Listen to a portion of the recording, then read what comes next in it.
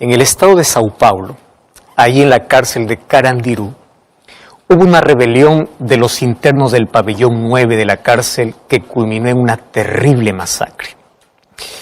Ese conflicto se realizó entre presos y policías. ¿Cuál fue el resultado? 111 muertes. Sabes que ese fue un día de tragedia. Pero sabes que hubo una rebelión que involucró a muchas más personas que en este conflicto que hubo en Carandiru. Una rebelión universal con efectos catastróficos en todos los sentidos. Solo que esa catástrofe llega hasta nuestros días. Nadie de nosotros va a olvidar lo que ocurrió en diciembre del año 2019, cuando todos nos estábamos preparando para un buen año, para recibir un nuevo año. Fuimos sacudidos por aquella noticia que amenazó con la vida de toda la humanidad. Escuchamos por primera vez la aparición de una pandemia llamada COVID-19.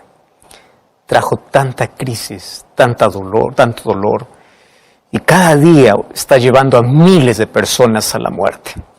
Mas hoy quiero decirte que la primera pandemia ocurrió hace miles de años, cuando en un lugar perfecto apareció por primera vez la mancha de pecado que comenzó a contaminar a los ángeles en el cielo, luego contaminó a los seres humanos aquí en la tierra, y esta pandemia de pecado lleva también hoy a miles y miles de personas cada día a la muerte eterna.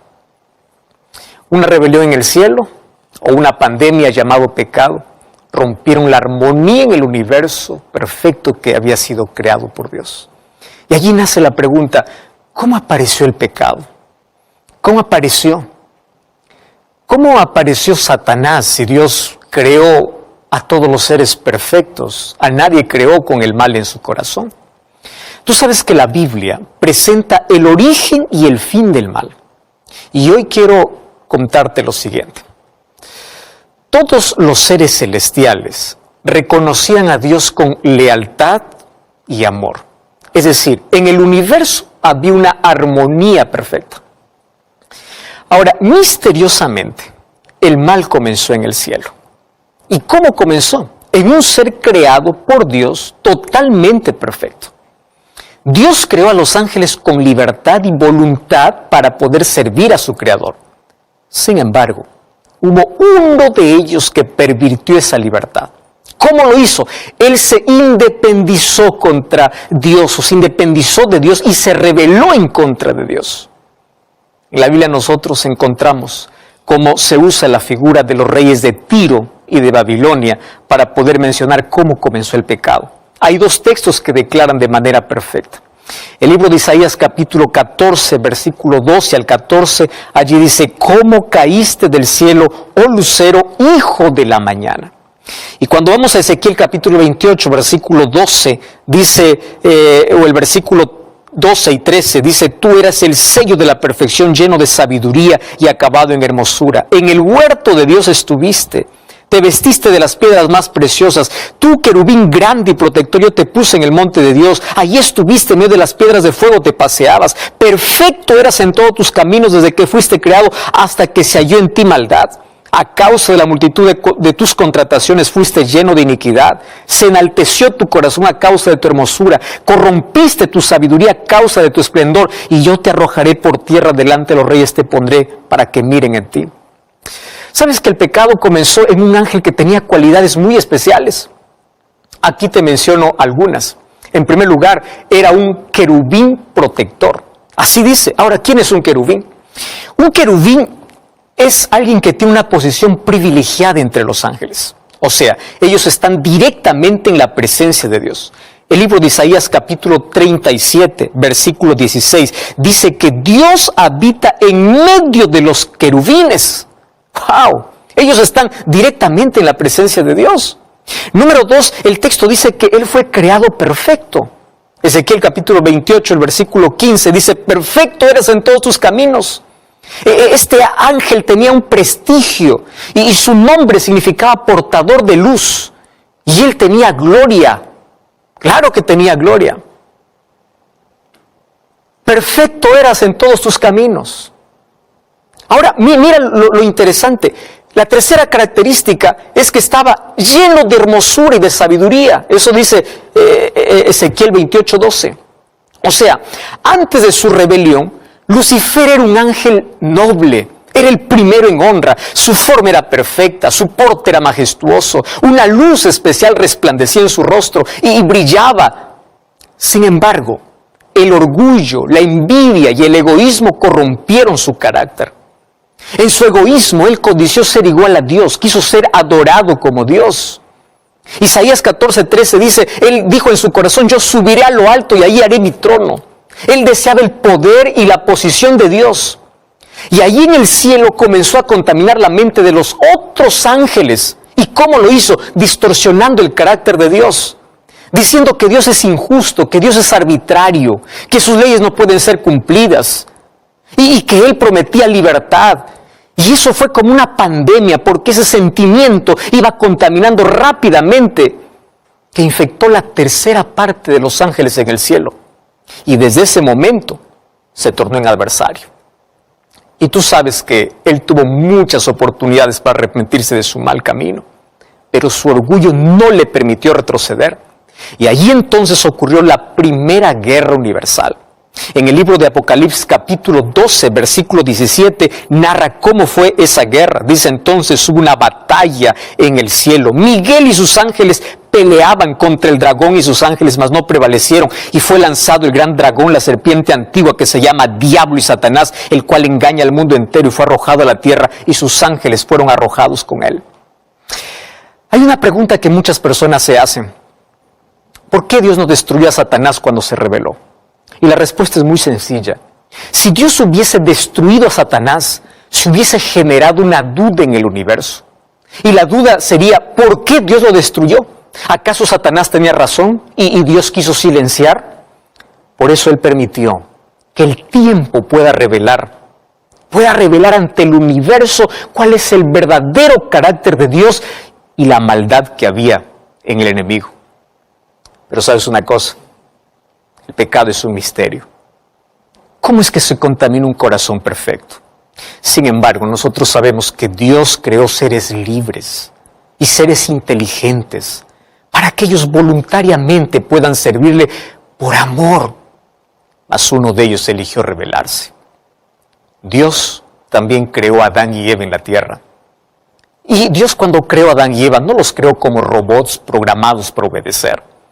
Los creó como seres libres e inteligentes, igual que los ángeles. Pero entonces viene la pregunta, ¿cómo puedes probar que eres libre? Cuando la libertad es puesta a prueba. Por eso es que ellos tenían que pasar una pequeña prueba. En el libro de Génesis capítulo 2, versículos 16 y 17, dice que Dios colocó allí en medio del huerto un árbol que le dijo, ustedes no podrán acercarse ni comer de este fruto. Ahora, ¿por qué digo que es una pequeña prueba? Porque hubiese sido difícil si Dios hubiese dicho así, solo del fruto de un árbol podrán comer y de todo lo demás está prohibido. Mas ahora le dice, de todo podrán comer menos de uno. Ahora, esa pequeña prueba demostraría su lealtad y su amor para servir a Dios. Era la pequeña prueba de obediencia para hacer el uso inteligente de la libertad que Dios les había dado. Mas ellos fueron advertidos de que había un maligno. Y ellos sabían que solo había un lugar donde podría tentarlos, justamente en el árbol prohibido. ¿Cómo le gusta al ser humano acercarse donde está prohibido? ¿Cómo le gusta al ser humano tomar los mayores riesgos? Por eso terminan los lazos de la tragedia y de la muerte. Un día, Eva se separó de su marido y se acercó donde no debía. Y allí aparece el capítulo 3 de Génesis, los primeros 9 versículos, donde narra la triste historia de la caída del ser humano. Ahora, Eva jamás imaginó que Satanás iba a venir disfrazado en el animal más hermoso de la creación. La serpiente es uno de los animales más temibles por causa de la maldición después del pecado. Pero en el jardín del Edén, la serpiente era el animal más hermoso. No se arrastraba, ella volaba. Y ahora aparece hablando con Eva. Y Eva es seducida por el diablo. Porque esa es la especialidad del diablo. Primero, disfrazarse en lo más bonito para luego seducir. Satanás hoy continúa con la misma estrategia. Y sabes que Satanás, él nunca muestra la cara. Él se esconde siempre detrás de lo que atrae. Y lo hace para luego seducir y llevar al ser humano a la muerte. Si quiere arruinar la vida de una señorita, puede seducirla detrás de un joven hermoso para que lo aparte de Dios. Si quiere arruinar la vida de un joven, puede aparecer detrás de una joven muy linda para separarlo de Dios. Satanás seduce a las personas a través de un lugar, de una persona, de un vicio. Todo aquello que te separa de Dios es usado por Satanás. Por eso tú puedes cortar todo aquello que no te ayuda a crecer, todo aquello que te impide estar cerca de Dios. Satanás apareció disfrazado y lo primero que colocó allí en la mente de Eva fue la duda. ¿Con qué Dios os ha dicho? Tú sabes que la duda siempre será una de las mayores armas de Satanás.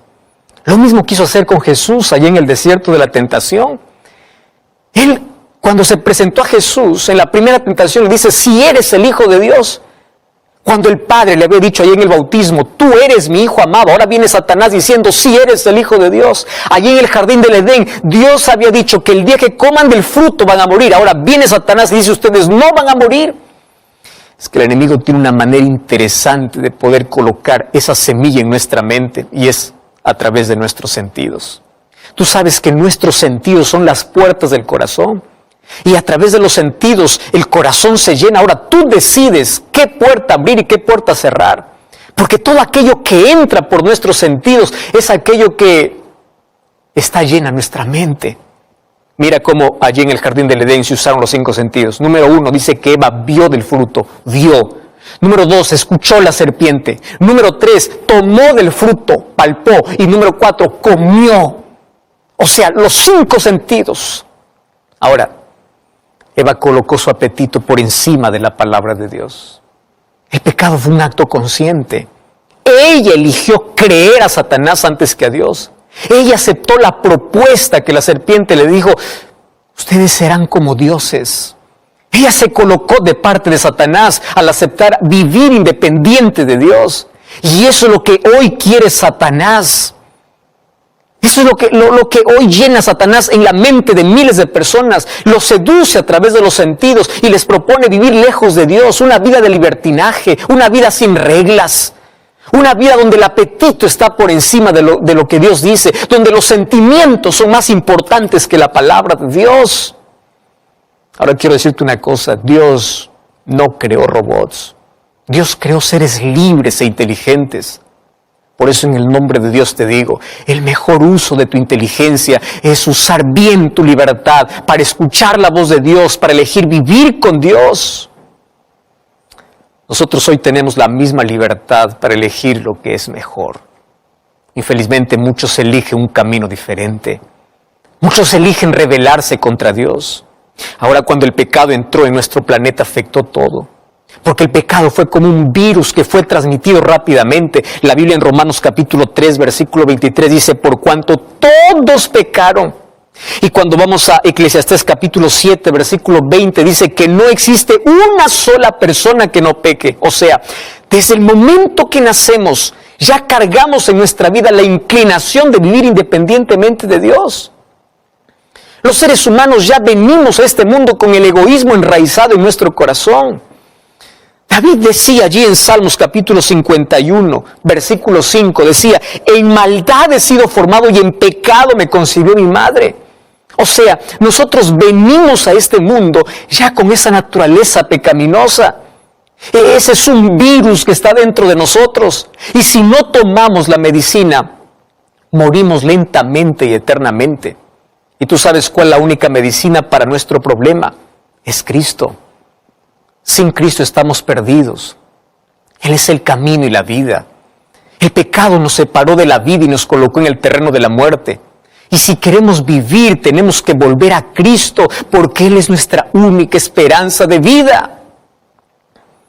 Nadie puede cambiar su naturaleza pecaminosa, a menos que no permita que Cristo lo haga. ¿Tú sabes que el pecado afectó totalmente al ser humano? El pecado afectó el intelecto humano, afectó las emociones humanas, las motivaciones, la conciencia, la voluntad, afectó la vitalidad. Por eso es que el pecado es el virus mortal que destruye vidas, destruye familias. Y si el ser humano no busca la medicina que es Cristo, comienza cada día a morir lentamente. Porque el pecado te esclaviza, el pecado te enceguece, El pecado te hace creer que tú eres libre para hacer lo que quieres, pero tú no sabes que eres esclavo. El pecado te roba la sonrisa. El pecado te acaba con los sueños, te acaba la vida, te deja un vacío. Y Satanás te hace creer que te estás divirtiendo cuando en realidad te estás autodestruyendo. Por eso quien rechaza la salvación vive en constante autodestrucción. Satanás hoy no ha cambiado de estrategia. Tú sabes que hoy Satanás continúa disfrazándose detrás de lo más bonito para separar al ser humano de Dios. Cuando te separas de Dios, tú te separas de la vida. Y allí comienzas a morir. Cuando te separas de Dios, tu vida se coloca bajo el dominio de Satanás. Entonces tus deseos y tus impulsos se colocan en armonía con los de Satanás. Apocalipsis capítulo 12, versículo 12 dice que el diablo ha descendido con grande ira, sabiendo que le falta poco tiempo. Y el apóstol Pedro en primera de Pedro capítulo 5, versículo 8 dice que el diablo anda como león rugiente buscando a quien devorar. Tú sabes que Satanás es astuto para seducir, para colocar trampas, incluso para hacer falsos milagros, para separarte de la verdad. Y si él no consigue hacer con todo eso, entonces te amenaza, te coloca dolor, sufrimiento, tragedia, enfermedad, para que tú culpes a Dios. Y allí coloca la duda en tu corazón para que pienses que Dios te abandonó y que no vale la pena seguir sirviendo a Dios. Por eso es que el diablo celebra cuando en tu mente consigue hacerte creer que Dios se olvidó de ti, que Dios es el culpable de todas las tragedias que te pasan en la vida. Sin embargo, así como Job, podemos ser fieles a Dios en la adversidad. Tenemos un refugio donde correr. Satanás jamás podrá devorar a alguien que se aferra a Dios, aun cuando la noche sea oscura en tu vida. Porque para que Satanás te pueda devorar, primero te tiene que alejar de Dios. Mientras el ser humano se aproxime cada vez más a Dios, Satanás no podrá hacerte nada. Por eso el libro de Santiago, capítulo 4, versículo 7 dice: someteos pues a Dios, resistid al diablo y él huirá de vosotros.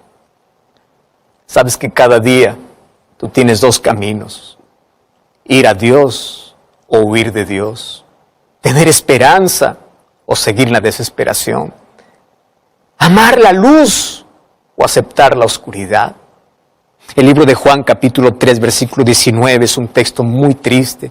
Y allí dice que la condenación de los hombres estaba en que la luz vino a este mundo, pero los hombres amaron más las tinieblas que la luz.